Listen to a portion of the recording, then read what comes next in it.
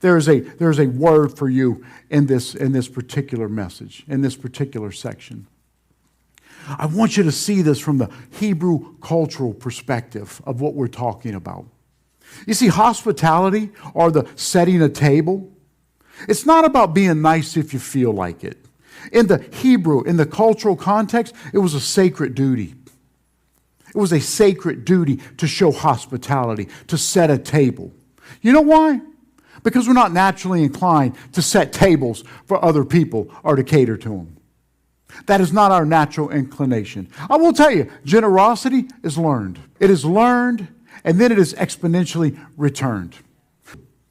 The kingdom is countercultural. He set a table for you, but he set it in the middle of your enemies. Why? Because he wanted to prove to you that there is peace and divine favor amid conflict. Don't let yourself get stirred up in everything that's going on. If you've not discovered the pattern, and like I've shared before, a lot of my career was involved in psychological operations, psychological warfare. It's messing with your mind. If you've not learned by now that the mainstream media is nothing more than psyops.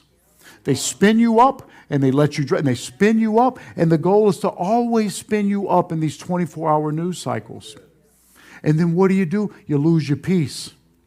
I want to ask you, what conflict are you in right now? Are you sitting at God's table, or are you serving up some heaping spoonfuls of drama and plotting some revenge and refusing to forgive? I just want to ask you, what table are you sitting at? I'm going to encourage you, if you're in the midst of strife and you're in the middle of enemies, I want you to understand that there is favor and there is peace even in the midst of your enemies. Right.